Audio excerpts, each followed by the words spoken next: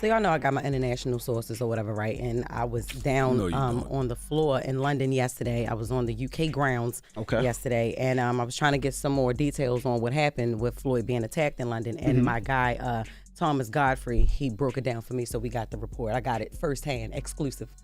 Boxing legend Floyd Mayweather was jumped in the street as he went jewellery shopping in central London after doubling down on his support for Israel in a furious conflict about the war in Gaza. The ex-champion, who's 47, was strolling around the floor at Hatton Garden this afternoon at around 4:30 when he's said to have got into a dramatic confrontation with a number of jewellery dealers, including some who accused him of supporting genocide. What we do know is that the incident spiralled out into the street. One of the jewellers in the market shouted, "He supports genocide." People were pushing and trying to get to Mayweather and slap his head. His security guards then ran Mayweather out to the bottom of Hatton Garden and bundled him into the back of a Rolls-Royce 4x4, which then sped away.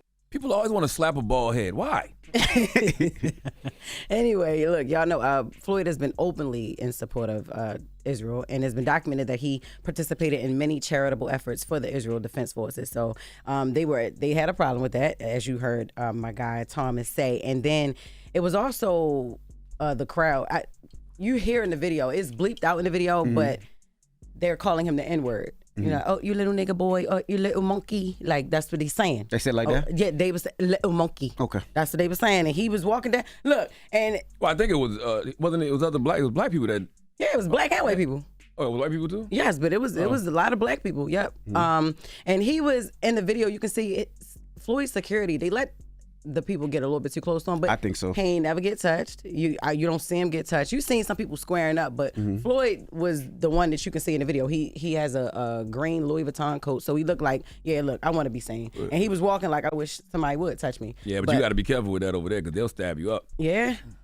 But did he know, or was he just jewelry shopping and some of the jewelers, seen him and started screaming at him, and that started the whole thing? That's the jewelers that did it? That's what she said, yeah. That's exactly what happened. He was in the store, and not all the jewelers, somebody was helping him, but then one of the jewelers had said that about him, and then it escalated, went out into the street or whatever. Because I was wondering, how would they know he was there? Like, how would they know he was shopping? But if it was like one of them jewelry complexes. Floyd Mayweather with 10 people. But that fast? A lot of people. But if it was a jewelry complex and all the jewelers were against him, that would make sense. Yeah. You know, I was people who say things like, I'm not speaking to nobody who voted for Trump, or I don't want to associate with people who voted for Trump. You do realize that there are people out there who feel the same about those of us who voted for the VP, because the Biden-Harris administration has funded the war in Gaza, right? Like, they don't understand how we could support them after watching over 40,000 Palestinian people get killed. 70% of them are women and children. So this is why you can't be on your moral high ground over who you voted for. Yep, and Floyd's team is also denying that he got punched or slapped in the head. He also posted this to his Instagram. He said, let me set the record straight. There's no truth to the rumors going around. I wasn't punched or touched in any way. What you're seeing is just my security doing their job to keep things under control. I was in the UK for a quick 48-hour stop to do some shopping, and unfortunately, people let jealousy and negativity fuel false stories. I'm perfectly fine, and there's really nothing more to it. So that's what he said. I just read that real good. Moving on to the next story. So it's more updates with the Jay-Z lawsuit and everything. We're going to let Lauren LaRosa come and get to that. Because y'all know I don't do the litigation. I don't, when things get a little bit too litigious, When it's too many syllables in a word? No.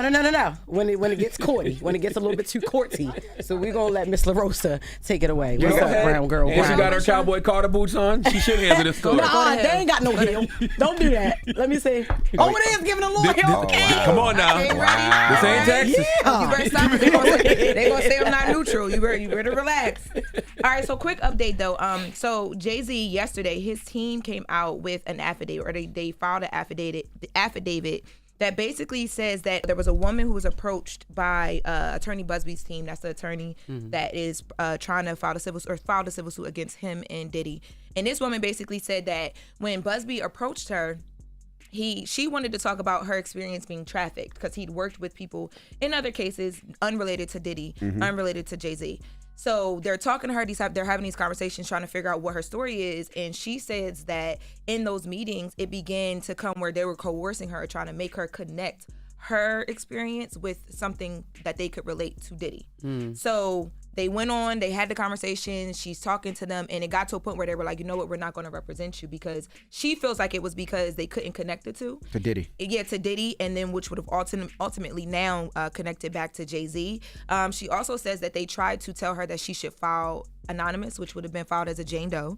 And she didn't want to be anonymous, but she said that that's what they were encouraging. And she says that she told them she wanted to explore like criminal options, like she wanted to actually go file a police report or whatever, and they told her they didn't encourage that they would take it civil, which is where you're able to ask for money and things of that nature. So again, this is all coming out because Jay-Z he's on his top. He's not backing off at what whatsoever. He's basically trying to expose every single thing he thinks that aligns with the narrative that he has of Tony Buzbee, that this man is just out for money. Does she have proof? Does she have like video, audio? I'm assuming that there would be some sort of communication. If they submitted if they submitted an affidavit, they're going to ask for proof of that. Right. So I'm assuming that she would have that. Okay. Now, in addition to that, Tony Buzbee, remember Jay was like, well, tell your client, go talk to the police and take this criminal. Yep. Tony Buzbee also came out with a statement in response to that and basically said that's what's going to like, I can't stop my client from doing that, but we're not backing away from it. It's her choice, but like that's not off the table. So that can still happen. Wow. So yeah, those are some of the Jay updates. And he's also still saying that he did not try to shake him down for money. He only asked for a demand letter. What's the statute of limitations for the criminal in New York City? In New York, there is no statute of limitations. New York state law, there's no statute of limitation for alleged victims to file a first-degree felony rape complaint.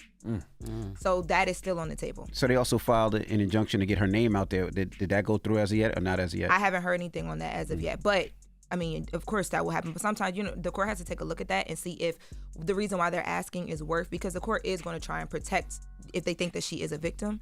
So that'll take some days, but that hasn't happened yet. Can you file a criminal complaint as a Jane Doe?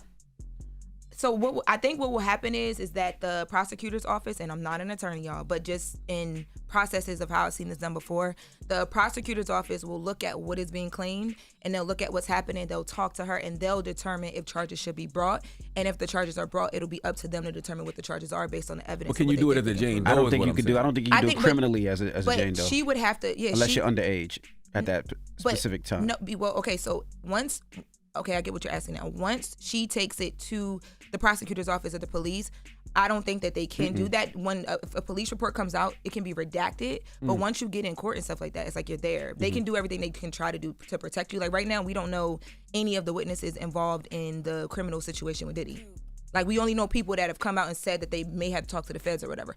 But once you get on court, there's reporters in the room. There's nothing they can do for you. So.